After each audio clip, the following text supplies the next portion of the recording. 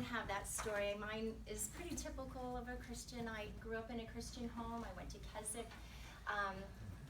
But when we moved, I'll tell you this, I have two quick stories and then I'm going to pass it over to Joel. But when we left St. Petersburg when I was going into 8th grade and we moved to Naples. And all I had ever gone was a private Christian school, and that was my little world. And we moved to Naples, and I was scared to death because I didn't know what was out there. I was going to a public school. And so I remember, and my brother-in-law, now Robert Rinke, many of you know, Tammy and Robert started dating when she was 13 and he was 12. And he had spent the summer with us that summer, and he had given me the little devotional called Our Daily Bread. And so I'm sitting there in bed, and I used to always have a uniform. So here I got my outfit, because I could go to a public school and wear whatever I wanted. I had my outfit all laid out. I had the door shut. I'm ready for bed. I had my Bible and my devotional on my lap. And I just wanted to pray and ask God for a best friend, because my sister had a best friend that she had gone up to the Jersey coast every summer with, and I just wanted a best friend. So I said, Lord, and I was in this deep, profound prayer that a young 8th grader, I didn't know you could do, but I just remember coming out of it and saying, whoa, I need to start going to bed here. So I opened my devotional and it said, your best friend. And I had chills to the point where I was like, oh, wow, he's here. And that was my first encounter with the Holy Spirit, and that he was with me. He was walking with me. And the next day in lunch line, as I'm getting my lunch tickets, I met this girl. His family came over, her dad came over from the Castro Revolution on a rowboat with $5 in his pocket, and he was a doctor and all, Sybil Lambiel. And she was my best friend to this day. Live in New York. She just called the other day out of the blue, haven't talked to you in a while. So God is faithful. He answers our prayers depending on, it doesn't matter the timing. It's not our timing. Man makes his plans, but God determines the outcome. Mm-hmm. So I went through life, and I thought I was a good Christian, and my world kind of fell apart when I was in college, and my parents were getting a divorce. And I moved up to Atlanta. I couldn't wait. I went to Ringling for interior design, and I wanted to get out of St. Pete and out of Florida.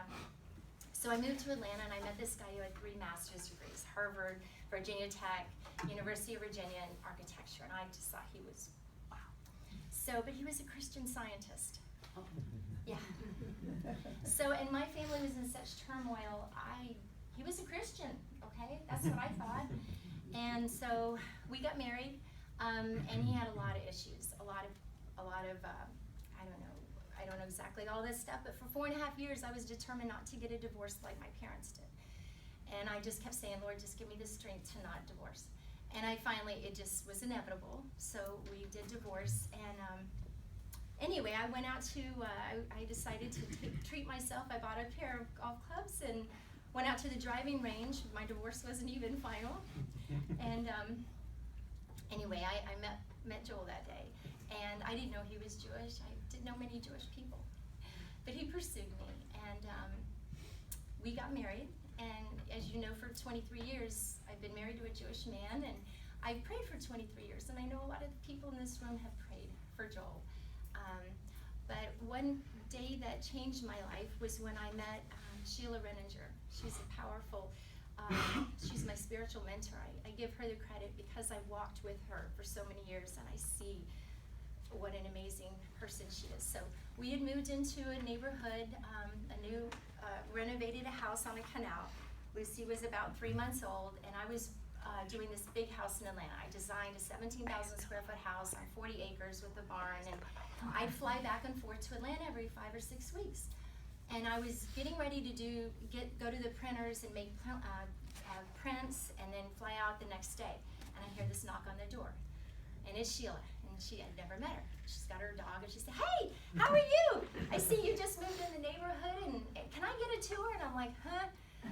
So I give her the tour, and I'm kind of like, okay, it's time to go. And then she put her hand on my shoulder. She said, do you mind if I just pray for you? And I'm thinking to myself, she doesn't know if I'm Hindu, Buddha, Jewish, what? And when she put her hand on my shoulder, I felt this warmth all over my body, and this peace come over me.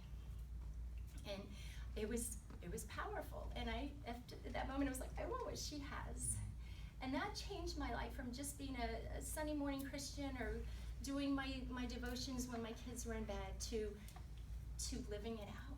And now, I'm not saying I'm not there yet, but it was like I was in a Bible study with Sheila, Mona Tomlin was in it, and a lot of people on the street that we lived on. And for 7 years, it was like when you're starving, and I imagine this pauper who comes to this banquet, and he's eating everything, and he can't get enough for 7 years. And then I finally said, you know what, I'm good. I need to go share this with other people. And that's when I started getting into Salvation Army ministry and Girl Talk. And, Lord, how are you going to use me? My prayer was, just use me. I'm an empty vessel, use me. I don't know how, but you're going to use me. And so that's my story. But this morning, all I could say all morning long in my head, I've been hearing God say, for such a time as this, because today's a special day for my husband.